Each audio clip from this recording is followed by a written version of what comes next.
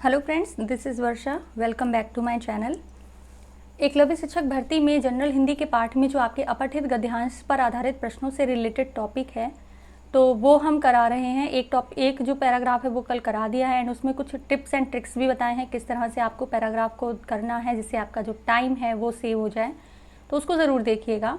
And आज हम 2 paragraph करा रहे हैं जो आपके DSSB के एग्ज़ाम्स में आए हुए हैं। एंड आपको जैसे कल हमने बताया था कि जब हम पैराग्राफ करते हैं तो उनसे रिलेटेड जो क्वेश्चन हैं उनको पहले एक बार पढ़ लेते हैं, तो इससे क्या होता है कि हम उस पैराग्राफ में प्रश्नों के सिर्फ आंसर ढूंढ रहे होते हैं, ना कि पूरा पैराग्राफ पढ़ रहे होते हैं, जिससे हमारा जो टाइम है वो सेव हो जाता है। तो देख लेते हैं इसका पैराग्राफ का कौन से क्वेश्चन हैं। जैसे निजीकरण क्या है, पहला क्वेश्चन है।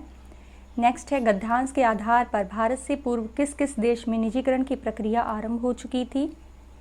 नेक्स्ट है भारत में निजीकरण के कैसे परिणाम देखने को मिले, निजीकरण ने किसको कम किया। ठीक है, तो अब हम अपने पैराग्राफ पर आ जाते हैं। पैराग्राफ में देखिए लिखा हुआ है, भारत में आज़ादी के बाद कुछ दशकों में ही सरकारी उपक्रमों को विभिन्न क्षेत्रों में नुकसान होना आरंभ हो गया। भारत में निजीकरण सार्वजनिक क्षेत्र की इकाइयों को निजी स्वामित्व में स्थानांतरित करने की प्रक्रिया है। निजीकरण क्या है? सार्वजनिक क्षेत्र की इकाइयों को निजी स्वामित्व में स्थानांतरित करने की प्रक्रिया। आपको अपना पहला क्वेश्चन मिल गया। ये क्यों मिला? क्योंकि आपने पहले क्वेश्चंस पढ़ लिए थे, ना कि पैराग्राफ।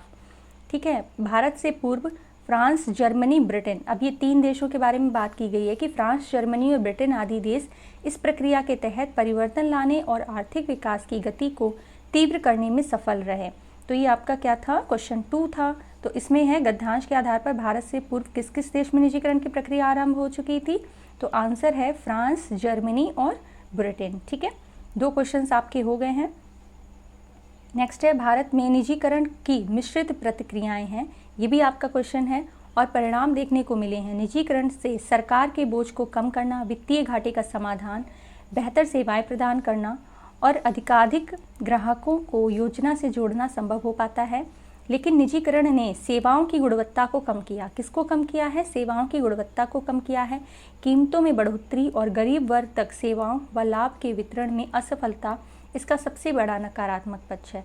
बैंकिंग सेवा, शिक्षा, बीमा व स्वास्थ्य कुछ ऐसे उपक्रम हैं जहां निजीकरण तेजी से बढ़ रहा है, जिससे असमान विकास दर, विस्थापन व स्वामित्व दबाव में वृद्धि हो रही है। ठीक है, तो आपने इस तरह से पूरा पैराग्राफ पढ़ लिया और 2 क्वेश्चन भी कर लिए हैं। नेक्स्ट है भारत में निजीकरण के कैसे परिणाम देखने को मिले हैं। तो मिश्रित। निजीकरण ने किसको कम किया? सेवाओं की गुणवत्ता को। अब बताइए कि निम्नलिखित में से कौन सा उपर्युक्त गद्यांश का उचित शीर्षक है। 5 क्वेश्चंस में से आपका जो शीर्षक वाला क्वेश्चन है वो ज़रूर होगा, ये याद रखिएगा। तो आपने देखा कि किस तरह से जो निजीकरण है वो बदल रहा है ना। तो इसका जो ऑप्शन होगा बदला निजीकरण होगा। एक चीज़ और ध्यान रखिएगा कि जब आपके जनरल हिंदी में से सिर्फ 10 क्वेश्चन आने वाले हैं तो उन 10 क्वेश्चंस में से ये ज़रूरी नहीं कि पैराग्राफ से रिलेटेड आपके 5 क्वेश्चन ही हो सकता है पैराग्राफ से रिलेटेड आपके 1 या 2 क्वेश्चन ही आपको देखने को मिले, या फिर पैराग्राफ आए ही ना, ये भी हो सकता है। ठीक है, लेकिन वही है कि टॉपिक है तो करना ज़रूरी है। राइट आंसर्स यहाँ पर दिए हुए हैं, PDF आपको टेलीग्राम चैनल पर प्रोवाइड करा दी जाएगी। नेक्स्ट बढ़ते हैं नेक्स्ट पैराग्राफ की तरफ। तो इसके क्वेश्चन पहले देखते हैं कि मुन्ना भाई की गांधीगिरी की तुलना किससे की गई। मंदिर, मस्जिद, गुरुद्वारों में बढ़ती भीड़ के बावजूद लोगों को आस्थाहीन कहा गया, क्योंकि पैराग्राफ देखिए, कहने को चाहे भारत में स्वशासन हो, भारतीयकरण का नारा हो, किंतु वास्तविकता में सब और आस्थाहीनता ही बढ़ती जा रही है। मंदिरों और मस्जिदों, गुरुद्वारा या चर्च में बढ़ती भीड़ और प्रचार माध्यमों द्वारा मेलों और पर्वों के व्यापक कवरेज से आस्था के संदर्भ में कोई भ्रम मत पालिए, क्योंकि हम लोग भी देखते हैं ना, आस्था जो है हमारे दिल से आती है। ये ज़रूरी नहीं कि हम मंदिर, मस्जिद, गुरुद्वारा वगैरह जाकर ही अपनी आस्था को प्रदर्शित कर पाएँ। ठीक है, हाँ जाइए, जाना ज़रूरी होता है, लेकिन मतलब उतना नहीं जिस हिसाब से आजकल आप देख रहे हैं कि भीड़ होती है, कुछ घटनाएं हो जाती हैं जिसमें लोगों की मृत्यु हो जाती है, घायल हो जाते हैं। तो इस तरह की भीड़ नहीं करनी चाहिए, क्योंकि यह सब उसी प्रकार भ्रामक हैं जैसे लगे रहो मुन्ना भाई की गांधीगिरी वास्तविक जीवन में जिस आचरण की अपेक्षा व्यक्ति या समूह से की जाती है उसकी झलक पाना मुश्किल हो गया है। तो मुन्ना भाई की गांधीगिरी की तुलना किससे की जाती है? लोगों की बढ़ती आस्थाहीनता से कर रहे हैं। ठीक है, यही कारण है कि गांधीगिरी की काल्पनिक अवधारणा से महत्व पाने के लिए कुछ लोगों की नौटंकी की वाहवाही प्रचार माध्यमों ने जमकर की, लेकिन जब गांधी जयंती बीतने के बाद ना तो कोई गुलाब का फूल भेंट करता दिखाई देता है और ना ही छूट वाले काउंटरों पर गांधी की टोपी ही खरीदते नजर आता है। गांधी को गिरी के रूप में आंकने के सिनेमाई कथानक का स्थायी प्रभाव हो ही नहीं सकता।